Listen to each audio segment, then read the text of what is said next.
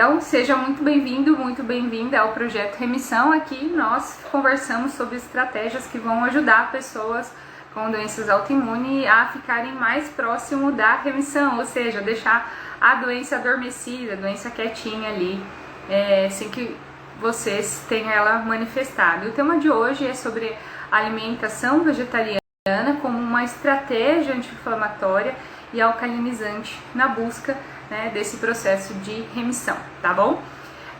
Hoje a gente tem cerca de 8% da população brasileira se denominando, né, se considerando vegetariano. Então, seja pelo qual escolha, né? Então, há pessoas que escolhem se tornar vegetarianos por uma questão de saúde e outras que escolhem se tornar vegetarianos por uma questão de filosofia de vida, bem-estar animal, bem-estar com o ambiente de forma geral.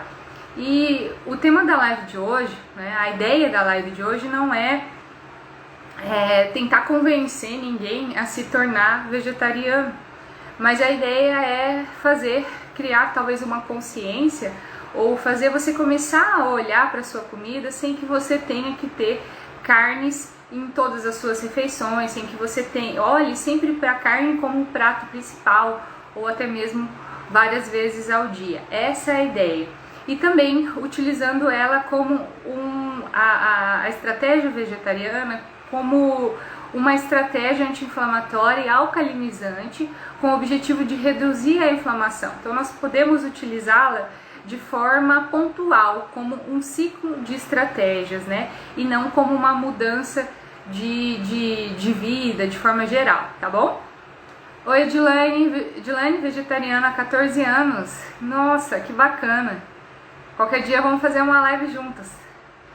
Paty, isso aí, essa é a ideia, né? Não colocar ninguém assim num bolo e falar que tem que ser assim, né? Simplesmente vamos começar a olhar para a comida de forma diferente, né? Talvez você comece muitas vezes as pessoas se surpreendem com o sabor que a comida sem carne pode trazer, né? E essa é a ideia, eu vou falar mais sobre isso hoje, tá? Mas só pra gente conceituar aqui, para quem ainda é novo no assunto, basicamente a gente pode classificar o vegetarianismo em 3 formas, né? As pessoas ovo-lacto-vegetarianas, que são as pessoas que não comem carnes, mas ingerem ovos e laticínios, as pessoas vegetarianos estritos, que não comem nem carnes e nem produtos animais de forma geral, ovos, derivados do leite, e também as pessoas que são veganas, que são como os vegetarianos estritos, porém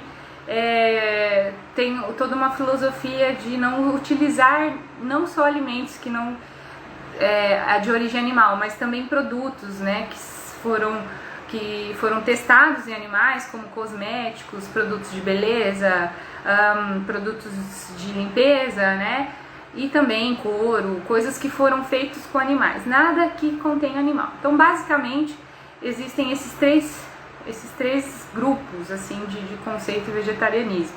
Existem já algumas pessoas que colocam algumas diversas subdivisões dentro disso, né? Mas aí acaba sendo o contexto mais amplo, né? A gente tem também o crudivorismo. O crudívoro, ele não necessariamente não come carne, mas ele não come nada que seja aquecido acima de 42 graus. Então ele come apenas comidas frias ou mornas, né? Mas não necessariamente ele não coma proteína animal, tá? E aí você pode estar me perguntando, Thales, afinal de contas, na sua forma de ver, uma pessoa que não come carne, ela é mais saudável do que uma pessoa que come carne? Como que a ciência enxerga isso? Na verdade, as coisas não necessariamente estão relacionadas. O fato de você não comer carne não te torna uma pessoa mais saudável do que uma que come carne, tá? Eu atendo algumas pessoas que me buscam, né? Que vão até o meu consultório buscando fazer essa adequação alimentar, né? Que já são vegetarianas, mas que buscam realmente deixar isso redondinho, né? Fazer as combinações nutricionalmente mais adequadas. E eu vejo que muitas delas vem com uma alimentação muito baseada em queijos e produtos feitos com trigo, né? Isso é bem comum, né? Então, eu tirei a carne, mas eu não tive esse cuidado em pensar no que eu vou colocar no lugar da carne, né? Então, às vezes, você vai na padaria, compra um salgado com recheio de queijo, daí você vai e pede uma pizza de queijo, né? Acaba que você acaba comendo mais queijo e mais farinha de trigo, que são dois alimentos, dois grupos alimentares bem problemáticos quando a gente pensa em doença autoimune. São os dois do topo da pirâmide, assim, da base da pirâmide, vamos dizer, que para quem tem autoimune deve pensar em restringir, que é o glúten e a caseína, que é a proteína do leite. Então, é importante a gente fazer essa adequação, porque realmente é uma coisa que acontece muito com o público vegetariano, que chega até mim, pelo menos, tá? Grande parte deles. E também pelo forte apelo, né, da indústria, né? Como essa população, né, vem aumentando gradativamente com o passar dos anos, né, a indústria ela olha isso como um potencial nicho de mercado. Potencial de mercado, as pessoas estão se tornando vegetarianas, logo eu tenho que me adequar a isso para eu poder entrar nesse nicho de mercado que está se ampliando, que são as pessoas que não querem ingerir carnes, ou as pessoas veganas, né? Só que quando a gente pensa em produto industrializado, a gente vai acabar caindo naquela armadilha que eu também falei bastante semana passada na live sobre rótulos, né? Não que necessariamente todo produto de industrializado seja de todo ruim, mas de fato, se eu faço um produto industrializado, eu preciso fazer com que ele dure naquela prateleira. Então eu preciso adicionar conservantes, eu preciso adicionar estabilizantes, edulcorantes, coisas para manter ele fofinho, gostosinho, preservar o seu sabor, a sua textura, né? Preservar a sua característica original. Então acaba que a gente tem também um forte apelo no produto industrializado, uma fatia do mercado que abrangeu esses produtos vegetarianos. E aí vai aquela ideia de você não comprar simplesmente o livro pela capa, é você não pegar o pacotinho e ele tá escrito sem glúten, sem lactose, vegano, e você achar que tá tudo certo, né? Você precisa não só comprar aquele rótulo, você não só comprar aquele marketing, aquela capa, e sim você virar ele do lado ao contrário e ver a lista de ingredientes. Tá, não tem proteína animal, mas o que ele contém? Eu preciso saber o que ele contém. E normalmente esses produtos são muito ricos em trigo, tá, gente? Esses dias eu fui numa loja de produtos naturais aqui em Maringá, é uma loja super linda, assim, com um contexto vegetariano bem bacana, não usa nada de plástico, eles vendem tudo em pacotinho de papel mesmo, então é uma ideia bem bacana.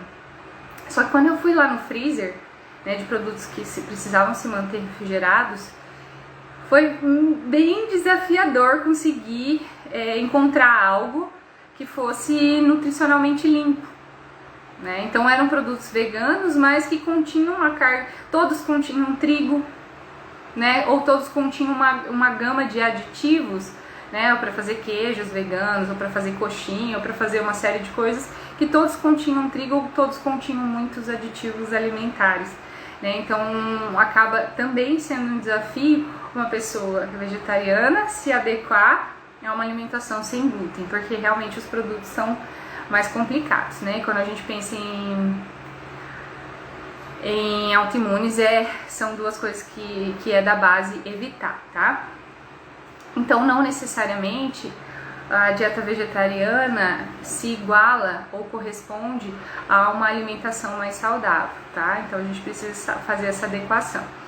Talvez você que já é vegetariano ou que busca por informações do tipo já tenham ouvido falar em plant-based diet.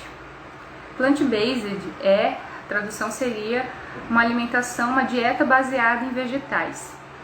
Então já é um contexto que, além de retirar as carnes, propaga a ideia de ter uma alimentação minimamente processada, totalmente integral, puxando realmente para o natural. Uma dieta baseada, a Letícia, a dieta plant-based não é alimentação vegetariana que as pessoas geralmente fazem, é baseada em plantas, não leite. Isso, exatamente, não sei se foi isso que você quis dizer, foi isso que você quis dizer, Letícia, que realmente as pessoas vegetarianas não se baseiam realmente na plant-based diet, que seria uma alimentação vegetariana que busca uma alimentação realmente natural, minimamente processada, baseada em plantas e vegetais. Né? E as pessoas que têm uma alimentação vegetariana não necessariamente se baseiam nesse contexto de alimentação. Eu acredito que foi isso que você quis dizer, concordando com o que eu disse aqui, tá? Edilane, as pessoas confundem, procuro incluir crudivorismo e baixo FODMAPs. Edilane falou. Vou falar sobre crudivorismo. Tá, o que é a questão do crudivorismo? Eu tenho dificuldade de falar essa palavra, tá, Edilane? Quando a gente estuda medicina chinesa, Ayurveda, o que acontece? A gente divide as energias do corpo, o corpo, como se fossem duas energias, a energia Yin e a energia Yang. A energia Yang, ela é uma energia de natureza quente e a energia Yin, natureza fria. Se uma pessoa que tem a energia Yin do corpo muito dominante, vamos pensar que a gente tem que ficar no máximo 50%. Crudivorismo, isso, obrigada. Eu troco o pelo I às vezes, obrigada. Então assim, o nosso corpo sempre busca o equilíbrio, esse é o ideal, né? Ficar entre 50% e 50% nessas energias. Qualquer alteração no corpo altera a proporcionalidade dessas energias. Então, em vez de estar de 50 e 50, eu posso ter 60% de um, 40% de outro, 70% e 30%, alterando o equilíbrio do meu corpo. Se você é uma pessoa com uma energia Yin mais dominante, você é uma pessoa mais fria. Então, pensando na dietoterapia, de tratamento, né, de equilibrar essas energias do corpo, o ideal é que a alimentação crudívora acaba interferindo, contribuindo para esse desequilíbrio de Yin e de Yang do corpo, porque o básico, né, o dominante na sua alimentação acaba sendo coisas mais cruas e mais frias, tá? Então, nesse contexto de medicina chinesa, de equilíbrio energético, acaba sendo talvez um ponto de vista, talvez algo que possa exacerbar ainda mais esse equilíbrio entre as energias do seu corpo, tá? Joga ali no Google depois para você ver essa questão de Yin e Yang, tá? Essa questão energética. Então, se você tem muito uma energia Yin, se você come muitos alimentos mais puxados para o frio sempre, mesmo que você seja uma pessoa de energia mais Yang, pode ser que você comece a desestabilizar esse equilíbrio.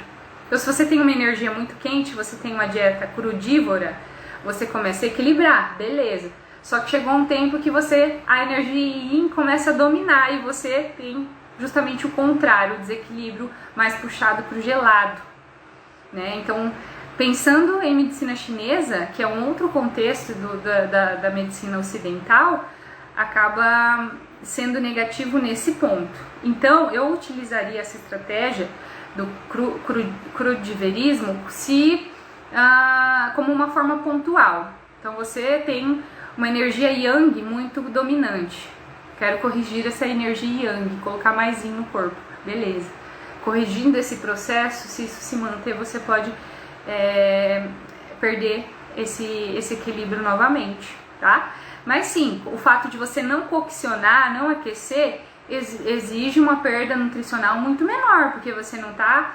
A partir do momento que você passa a faca, que você corta, que você aquece, que você coloca processo em cima do alimento, você tá tendo perda nutricional, tá?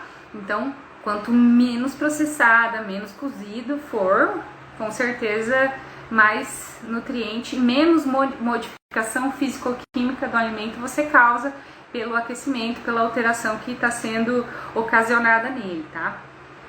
Mas eu acho sensacional, porém eu acho que deve ser uma estratégia utilizada pontualmente, por conta desse desequilíbrio yin yang, tá?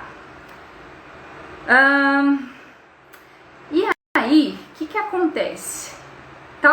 Tem um índice chamado índice PRAL, chamado PRAL, que é potencial de carga renal ácida.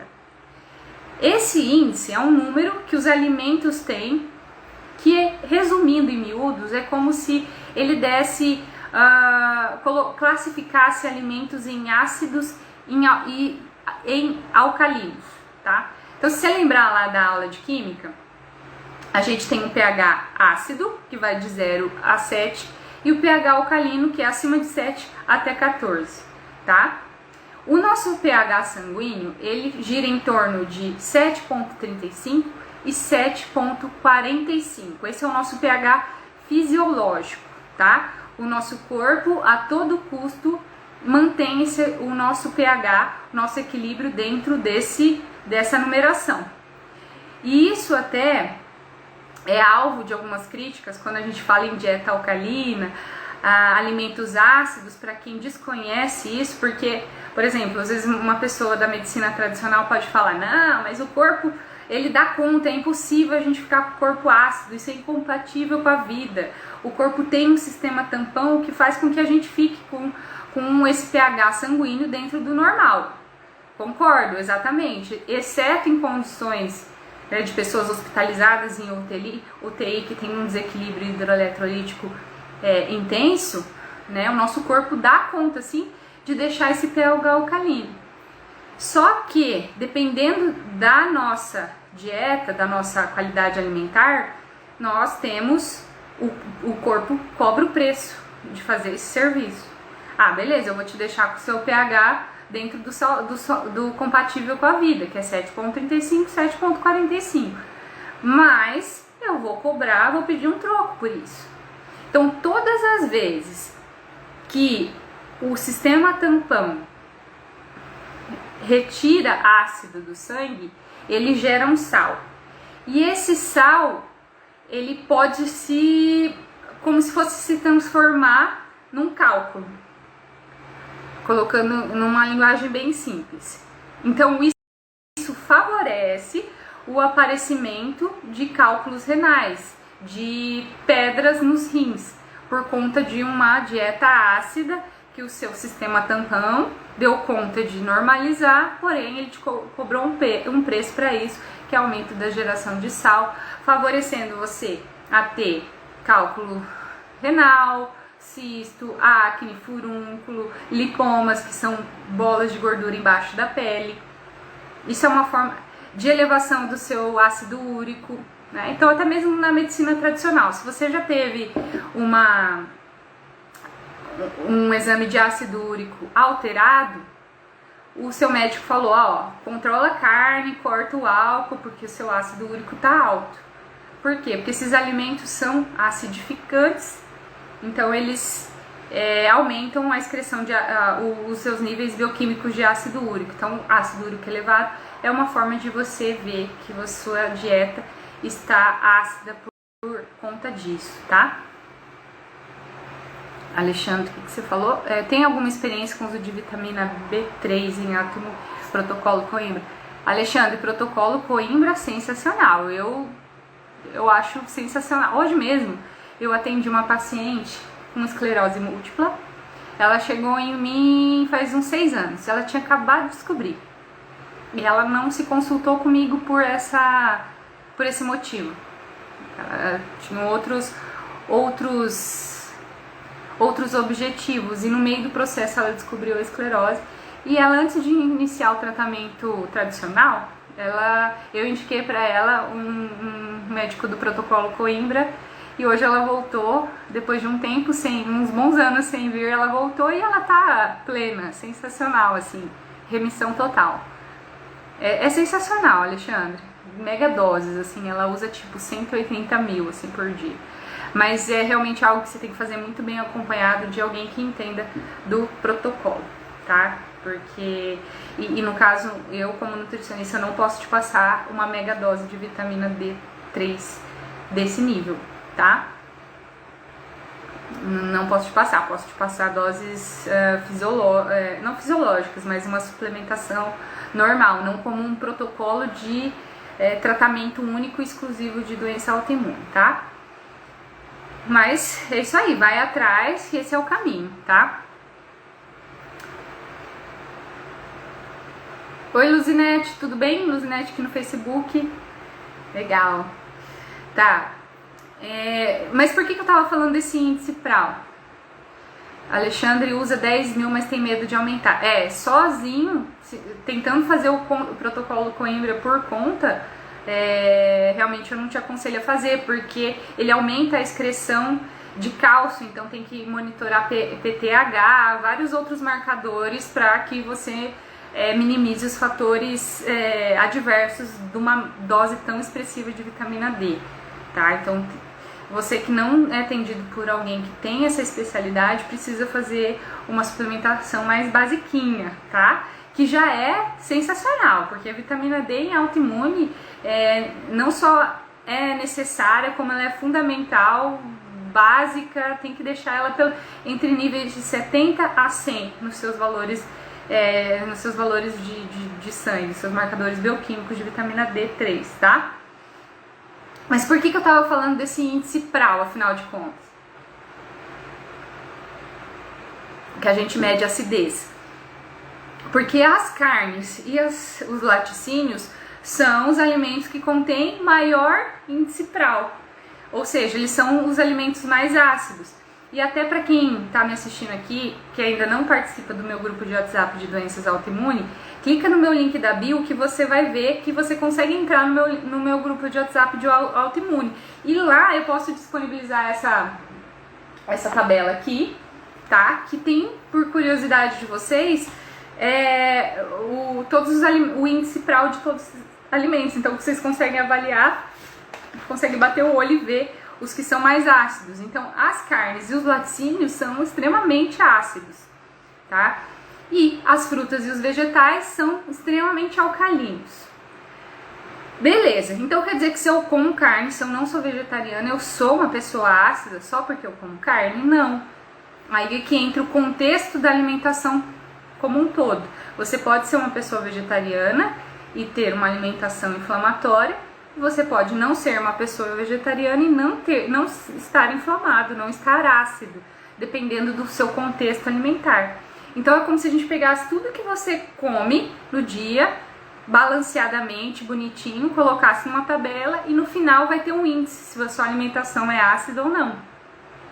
Então se você, beleza, come carne, mas você come carne moderadamente, você faz um bom prato de vegetais, você come fruta, antioxidante, um monte de coisa boa, você é uma pessoa que tem um índice dietético não ácido, você tem uma alimentação alcalina de forma geral, tá? E agora, se você não come carne, mas você não come salada, não come fruta, ou come muito pouquinho, não busca antioxidante, não busca variedade alimentar, você tem uma alimentação muito restrita, repetitiva, com certeza você tá muito mais ácido e inflamado do que alguém que não ingere a proteína animal, tá?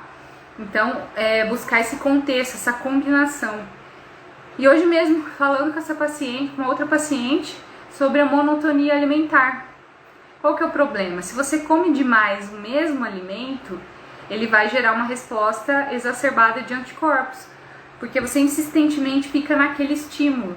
Seu corpo pode entender aquele alimento como algo a ser atacado também, retroalimentando o seu processo de autoimunidade, né? Alimentando essa fogueira aí, esses gatilhos de autoimunidade. Então, fique esperto, faça rodízio de alimentos, né? Porque senão até o que é bom, se consumido frequentemente, passa a não ser tão bom assim, pela permanência, pela repetição do alimento, tá? Tá, e aí, além das carnes e dos laticínios, o excesso de proteína acaba tendo um componente muito ácido, né? As pessoas às vezes fazem, né, dieta low carb, ou tem uma cultura de que precisa ter proteína em todas as refeições, ou excessivamente, né? O excesso de proteína gera uma resposta de acidez, né? Então, controle, coma moderadamente proteína, tá? Então, quem já é vegetariano dificilmente vai também comer exacerbadamente proteína, mas quem come carne tem que pensar em moderar, comer mais tranquilamente, né? Então, uma dieta proteica, excessivamente proteica, é ácida. E se a gente pensar em minerais alcalinos, tem 3: magnésio, cálcio e potássio. Aí a gente entra na... Ah, mas beleza, leite é ácido. Leite tem caseína que alimenta, que é a base na minha retirada quando eu apareci em doença autoimune. De onde vai vir o meu cálcio? Como que eu vou sobreviver sem cálcio? Preciso tomar cálcio.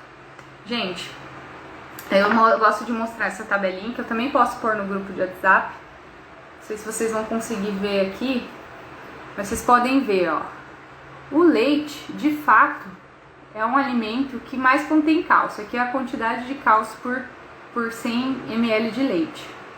E aqui é o percentual de absorção do cálcio do leite. Então, o leite, de fato, o leite e derivados, de fato, são os alimentos que mais contêm cálcio. Mas o aproveitamento desse cálcio, ele é menor, ele é menos ele é menos biodisponível, ele é menos assimilado pelo corpo quando comparado a vegetais, como brócolis, couve e repolho. Brócolis, couve e repolho contém menos cálcio que o leite, mas com um percentual de aproveitamento maior. Então, quando você que ingere leite e derivados pensa, da onde que vai vir o meu cálcio? Vai vir desses alimentos aqui, principalmente couve, repolho e brócolis, cálcio. E esses 3, além de, aqui, olha a tríade alcalina, magnésio, cálcio e potássio. Esses 3 ricos em cálcio também são ricos em magnésio. O magnésio, ele faz uma sinergia, ele combina com o cálcio. E aí eu vou entrar numa outra questão.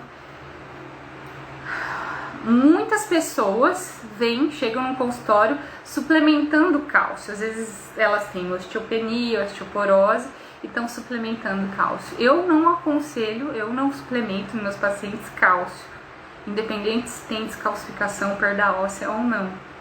Porque o cálcio, se o problema da osteoporose fosse só o cálcio, não tinham tantas pessoas com osteopenia ou osteoporose. Então pelo menos, quando não sou eu que passo e a pessoa vem suplementando cálcio, eu pelo menos suplemento vitamina D, magnésio e vitamina K2 e MK7, porque elas combinam, essas vitaminas e minerais combinam entre si, favorecendo com que esse cálcio vá de fato parar onde a gente quer que ele pare, no osso, no dente, fazer contração muscular, porque se esse cálcio vai para onde a gente não quer, ele pode parar num tecido mole, como uma artéria, e causar enrijecimento dessa artéria pelo excesso de cálcio que não foi levado pro destino correto, tá? Então, não acho interessante suplementar cálcio, gosto de focar nesses alimentos como fonte de cálcio. E se alguém já vem tomando, eu gosto de suplementar essas outras vitaminas que tem uma sinergia entre elas, tá? Então, tem vitaminas e minerais que são sinérgicos, ou seja, elas combinam quando elas estão juntas e outras não. Por isso que eu não gosto de polivitamínico. Você vai tomar tudo dentro de uma cápsula de A a Z. Ai, que beleza, tô suplementado, não vai me faltar nada. Não é assim. Tem coisa que combina, tem coisa que não combina junto na mesma cápsula. Cálcio, magnésio, vitamina D e K, beleza, elas combinam. Mas não combinam com um monte de outra coisa que existe em polivitamínico. Então a gente tem que ver a necessidade de não suplementar tudo junto numa cápsula, tá? Porque tem coisa que não combina e não deve estar junto, tá? Cozidos têm a mesma proporção de cálcio ou seria melhor cru? Faz diferença comer cru ou cozido para o corpo absorver cálcio? Em relação... Ô Letícia, tudo que a gente cozinha, a gente acaba tendo mais perda nutricional, né? Então, se você cozinha o alimento que contém cálcio, você vai perder um pouquinho mais esse cálcio, dependendo da temperatura que você empregar e do tempo que ele estiver cozinhando. Então, a ideia é sempre cozinhar para ficar al dente, né? Não ficar molengo, né? Para não reduzir a perda nutricional, e sempre em fogo baixo. Fiz uma live sobre panelas e sobre conservação dos alimentos recentemente. Até alguém que estava aqui falou sobre essa live das panelas, que foi muito boa. Mas sim, tem que cuidar do binômio tempo-temperatura, tá? Na hora de coccionar. Isso é técnica dietética do alimento. Mas então foquem nos vegetais verde escuro, principalmente couve e brócolis, e o repolho como fonte de cálcio e magnésio, tá? Quais os outros benefícios, né, de uma alimentação plant-based, né? Minimizar as proteínas animais e favorecer as proteínas, as ingestas de plantas, né, no geral, frutas e verduras. Um componente muito importante, além da diminuição da acidez, melhora da alcalinidade do seu sangue, é também a questão do microbioma intestinal, que a gente chamava antigamente de flora intestinal. Flora intestinal, que é esse ecossistema que existe aqui no nosso intestino. Então a gente tem dentro do intestino bactérias boas e ruins, normal. Só que o que a gente quer? Que as boas, elas dominem o ambiente perante as ruins. Só que o que acontece é que algumas pessoas têm o que a gente chama de disbiose intestinal, e elas têm uma dominância das bactérias ruins perante as bactérias boas. Então, a carne em si, ela fornece mais alimento para essas bactérias ruins do que para as boas. E as frutas e as verduras fornecem alimento para as bactérias boas. Os lactobacilos, as bifidobactérias, né, as bactérias probióticas. Então, dependendo do contexto alimentar, você está alimentando mais bactérias ruins do que boas. E a gente quer o contrário, parar de dar alimento para as ruins e dar alimento para as boas, para que elas sobrevivam, para que elas reproduzam, né? Fazer mais lactobacilozinho ali, pequenininho, e dominar o ambiente, ter realmente esse equilíbrio de flora intestinal, tá? Então, a ingesta de plantas e de frutas e verduras contribui muito para o alimento das boas bactérias intestinais. Então, quando a gente pensa em plant-based, né, alimentação baseada em vegetais, é essas bactérias que você está alimentando dentro do seu organismo. E quando a gente pensa em autoimune, lembra, intestino causa e sustentação para o processo de autoimunidade, para o ciclo da autoimunidade se manter, se manter mesmo, ou se perpetuar, tá? Então precisa tratar intestino, alimentando as boas bactérias, fazendo com que elas tenham um ambiente favorável para se reproduzir, né, se proliferar nesse ambiente intestinal.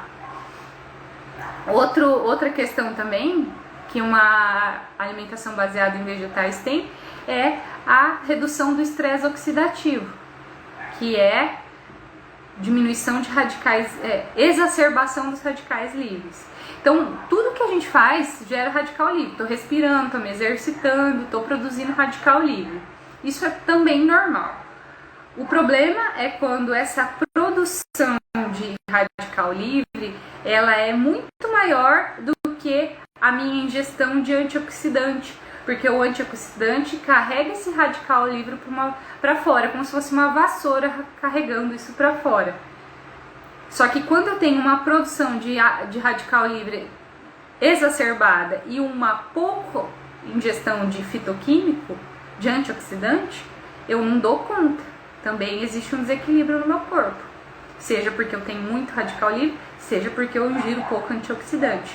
E, mais uma vez, a alimentação baseada em vegetais, frutas e verduras fornece fitoquímicos e antioxidantes para combater esse radical livre em excesso, que é o estresse oxidativo, que é o ambiente perfeito para a doença.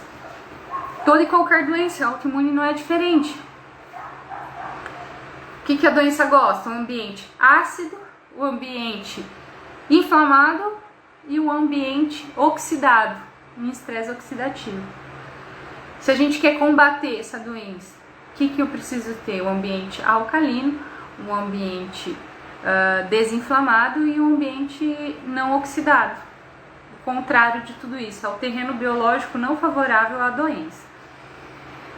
E essas dieta baseada em vegetais também contribuem para o meu processo de detoxificação, que quem faz é o fígado. O fígado coloca toxinas para fora todos os dias. Não é só através de uma dieta detox, né? Então a gente pode sim fazer dietas detox. Eu passo para os pacientes dietas detox, limpeza de fígado e vesícula de forma pontual, beleza. Porém, eu preciso estimular e fornecer subsídios para o meu corpo fazer a detoxificação diariamente, porque eu preciso diariamente que esse processo funcione. Não é pontualmente, uma vez por ano, fazer uma detox, ou porque eu tô inchada, vou fazer uma detox. Não, a detox precisa ser todos os dias. Todos os dias você precisa consumir alimentos que estimulam a detoxificação. Então, a ideia, gente, como eu falei aqui, não é estimular ninguém a parar de comer carne, mas você precisa sim, você pode sim ter uma alimentação com carne, mas dentro de um contexto de alimentação alcalina que vai ajudar, que vai contribuir para que seu corpo desinflame. Isso pode também ser utilizado de maneira pontual, como uma estratégia, né? Como um ciclo de estratégia, onde você faz isso de forma pontual, sei lá, uma semana, por exemplo, depois você faz uma restrição de carboidrato, você vai fazendo ciclos. Complementação de B3, veganos e vegetarianos, você indica diariamente, mesmo com uma dieta balanceada? Alexandre, as deficiências, quando elas já estão instaladas, elas necessitam de uma suplementação. A gente não recupera algumas coisas, algumas deficiências simplesmente com alimentos. Então a gente suplementa, recupera esse déficit e depois faz estratégias para que a pessoa não volte a ter esse déficit, tá? Então é um pouco, isso aí difícil de te responder porque é individualizado, né? Teria que ver deficiências, né? Sintomas de deficiências de cada um, mas as doenças autoimunes neurológicas, né, por exemplo, se beneficiam sim, por exemplo, as escleroses de uma suplementação de B3, porque ela é mais utilizada, né, assim como a D, né? Então, por que a vitamina D é extremamente utilizada no processo inflamatório? Então, por que você suplementa e não sobe? Porque seu corpo está usando. Se você tem uma autoimune e está com a doença ativa, você está precisando, seu corpo está constantemente utilizando, tá? Fechou? E aí, como eu estava dizendo, a gente pode utilizar essa estratégia vegetariana, né? Para quem é vegetariano é chato falar, né? Vamos fazer uma dieta vegetariana, porque eu entendo que é muito mais um estilo de vida, mas a gente pode utilizar assim como uma estratégia pontual para diminuir a inflamação e a acidez, tá? E aí, se você está me ouvindo, deseja começar, tem essa vontade, né, de começar a mudar, de comer menos carne, ou você simplesmente, naturalmente, você não sente essa necessidade, né? Tem gente que é assim, não, eu não ligo, eu não faço questão, elas não se designam vegetarianas, mas elas não fazem questão, né? Mas às vezes por até uma pressão interna, ou por ter ouvido que sempre é importante consumir, elas acabam consumindo assim meio ao contragosto, né? Mas aí você que está me ouvindo quer começar a fazer, o que você pode fazer? Você pode primeiro começar a diminuir o tamanho das porções, né? Se você é super carnívoro e come 300 gramas de carne, né? Você vai estar comendo demais, então começa a diminuir 150, 120, 100 gramas, depende muito do seu tamanho, né?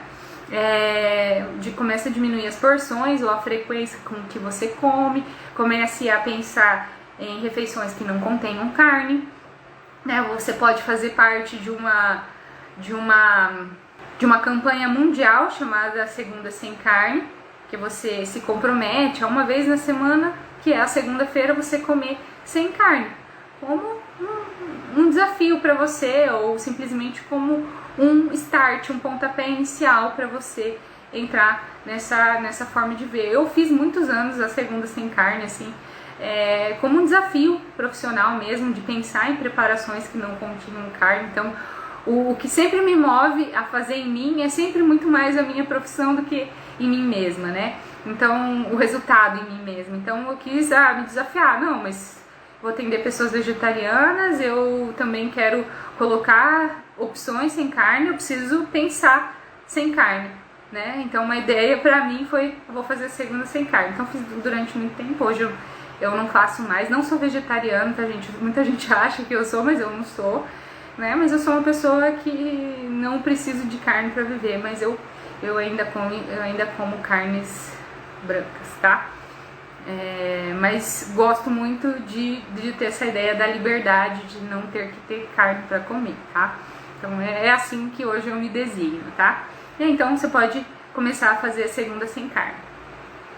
E se você ainda come carne, mas você quer ter uma alimentação melhor, você pode, com carne, né, você pode começar a pensar em priorizar animais que são criados soltos, né, que pastam, que têm liberdade de ir e vir, que tem uma alimentação mais natural, né?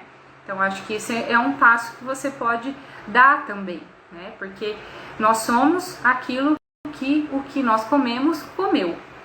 Então, se você come uma carne de um animal que foi criado preso, que passou por situações de estresse, de medo, de uma alimentação baseada em milho e soja, é isso que você vai comer, que você vai encontrar na carne dele. Toda essa questão nutricional passa para a carne dele, porque foi assim que ele viveu. Até o dia da morte dele, ele comeu milho e soja, e ele viveu estressado, sendo obrigado a comer demais e engordar rapidamente, né? Então é esse animal que você vai comer se você come um animal de granja ou um animal confinado, né? Agora, você pode começar a pensar em alimentos em carnes caipiras, criados soltas e tudo mais, carnes de animais que viveram em maior liberdade e comeram coisas além de milho, de rações baseadas em milho e soja, tá? E aí, gente, eu acho que o nosso país, ele tem uma cultura do churrasco muito forte, né? Então, isso faz parte do hábito alimentar, isso faz parte muito do social, né? As pessoas se juntam para fazer churrasco, mesmo quando o objetivo não seja só comer, sim confraternizar. E eu acho que a gente precisa olhar, né?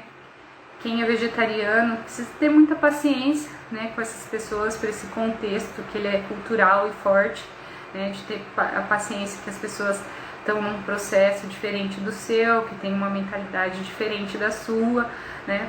Porque se a gente faz uma escolha para respeitar os animais e o meio ambiente, a gente precisa também respeitar o ser humano que pensa diferente. Então, eu não posso pensar em respeitar o ser humano e o meio ambiente se eu não respeito o meu irmão aqui que pensa diferente de mim, né? Que está num processo diferente. E o contrário também é verdadeiro, né? As pessoas que escolhem não comer carne por algum motivo também às vezes sofrem algum bullying, né, alguma chacota, né, dizer que é moda, que é frescura e coisa e tal, né? Então sofrem também com preconceito e não aceitação e não tolerância das pessoas que escolheram comer carne, né? Então o nosso mundo vive um momento de pouca tolerância, pouco respeito com a forma com que o outro pensa de vida, das escolhas que o outro teve para sua vida, de filosofia ideológica e de vida, né? E a gente precisa repensar isso, né? Porque senão a gente não tá caminhando pro melhor, da vida, que é a nossa evolução, né? Se a gente não consegue nem respeitar e tolerar como o outro pensa diferente de nós, né? Então a gente precisa pensar muito, e eu acho que quando a gente escolhe comer carne ou não, ou ter uma alimentação diferente, que vai contra a grande multidão, né, e uma cultura já muito mais estabelecida, realmente isso é muito desafiador e um grande processo de aprendizagem, tolerância e paciência com o ser que está ali do outro lado, né? Então é uma forma de exercitar todas essas capacidades, não é verdade? E aí, alguém tem alguma dúvida aí? Era isso que eu tinha para dizer. Se alguém quiser comentar, vocês foram bem participativos hoje, muito obrigada, agradeço a participação de vocês. A Kil aqui no Facebook. Oi, Kil, tudo bem? Tenho vasculite, estou aprendendo agora sobre alimentos inflamatórios e não inflamatórios. Isso aí, Kil, cola nessa, vai fundo, tô olhando aqui, mas é aqui. Vai fundo nessa, é isso aí que você precisa buscar, né? Vai ter uma vida mais saudável se você buscar ter uma alimentação mais anti-inflamatória na maior parte do seu tempo, pelo menos, tá? A Letícia falou, a maioria das pessoas confunde dieta baseada em plantas com ser ovo-lacto-vegetariano, que é o que a maioria dos vegetarianos são. Exatamente. E Letícia,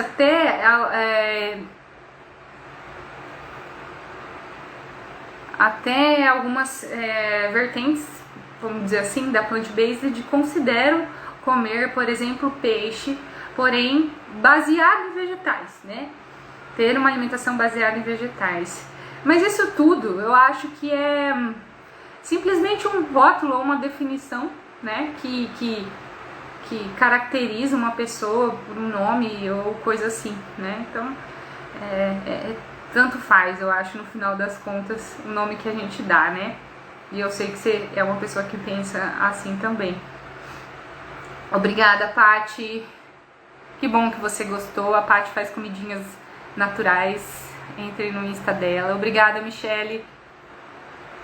Oi, Dilane. Muito obrigada. Que bom que vocês estão gostando, tá? Então é isso aí. Quinta-feira, nesse mesmo bate-horário, tem mais. Talvez eu faça uma live surpresa amanhã, mas amanhã, quinta-feira, com certeza. E aí, vocês podem comentar, ou quiser mandar pra mim no direct, Thales, fala sobre isso, fala sobre aquilo. Eu também aceito opiniões de vocês. Fechou? Deixa eu ver se tem uma... Márcia também tá sempre aqui. Beleza, gente, um beijão, boa noite pra vocês, um bom restinho de terça-feira. Deus abençoe, uma boa semana. E é isso aí, fechou? Beijo!